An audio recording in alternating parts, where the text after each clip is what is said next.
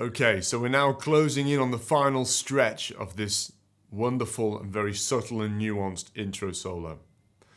This is what the phrase we're going to look at here looks and sounds like.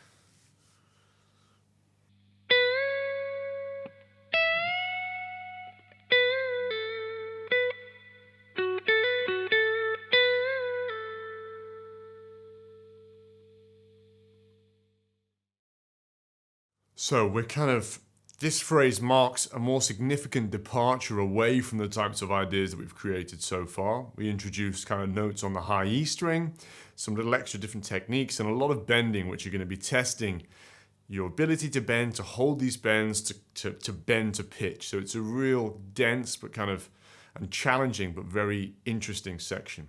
So we're going to start with a 3-finger bend executed on the 12th fret of the B string, like this.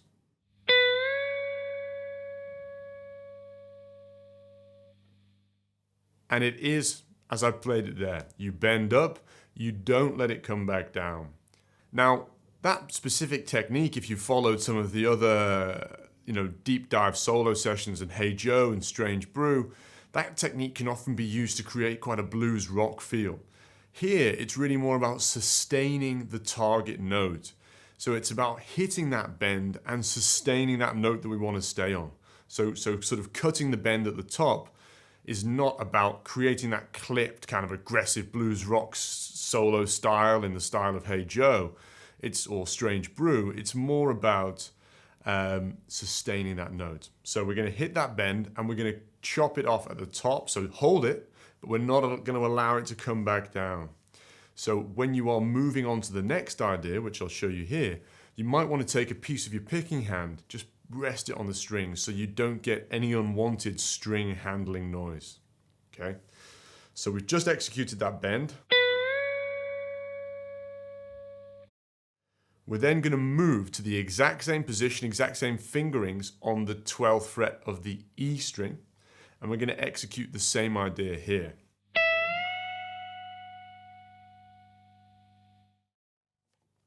Exactly the same, it's just a different string. You're going to bend up, it's going to be a whole tone bend, so you're targeting that 14th fret on the E string, and in the previous bend you were targeting the 14th fret on the B string. So test yourself against those notes if you're not totally sure on the pitch, or if you think you might be under or overcooking it. And once you've done that, again, you're not going to allow it to come back down. You're going to sustain that bend in the way that I just did there. You're then going to move the hand position back to the B string and execute another 3-finger bend, again on the 12th fret. So it's same position, just a different string. And we're going to execute this idea.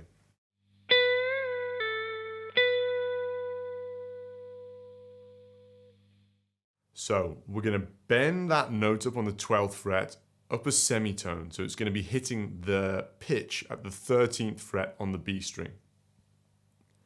This time, rather than cutting the bend when we hit that note, because we're not wanting to sustain that note, we're wanting to just hit it and then move back off it. We're going to bend up and then let that bend come down to the starting point. So go up to the 13th fret, back down to the 12th fret, and then we're going to release to the 10th fret with the first finger, all in one motion. So you're pulling off after you've hit that bend. And then to kind of cap that little bit off, you're going to go back to the 12th fret with the third finger. And play that note like that. Once you've done that, we kind of go into this final bit of this phrase, which looks and sounds as follows.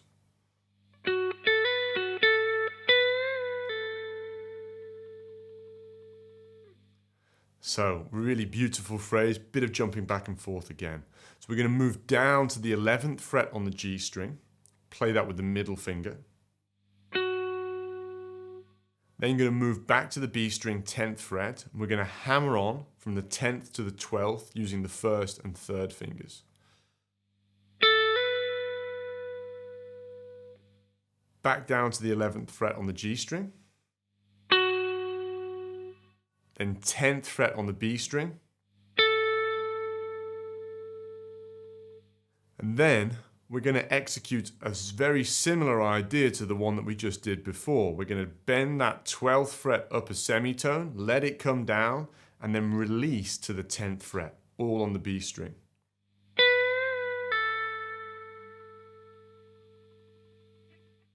So a high density of technique there, and a lot happening with those bends that release, and sort of where it's all happening in one motion.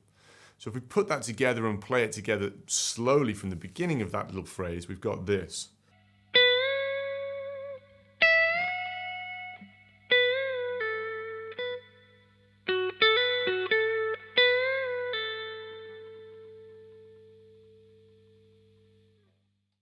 So kind of moving away from that framework, introducing some new ideas, and sort of again similar themes, or producing similar themes, but with enough variation to keep things interesting and to really keep the solo being pushed forward and to create that sense of movement. So if we now piece this together with everything we've got so far from the beginning, it's as follows.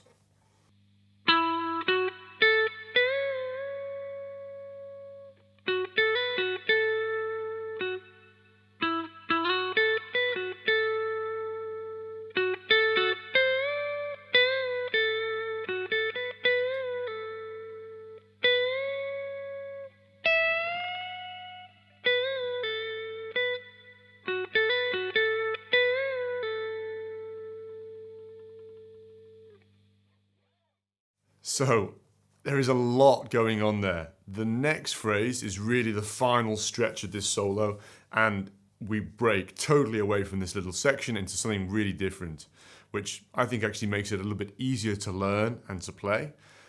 But here, really consolidate this idea, or all of these ideas, before moving on.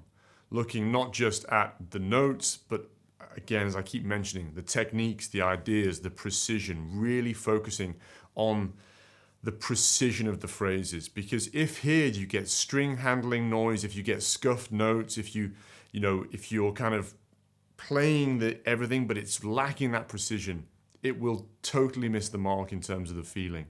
This is where you have to play very precisely, especially because the tone is predominantly clean. There's a little bit of grit there, but it's pretty clean. And so your kind of playing mistakes are a little bit more exposed than if you were using overdrive, where everything kind of blends together a little bit more. So really kind of focus in on that point. Now, when you're ready to do so, when you feel comfortable, can play each of these phrases individually and, put them all together in the way that I've just done there without the backing track, head over to the next lesson where we'll look at the final section that will bring this intro solo to a conclusion. See you over there.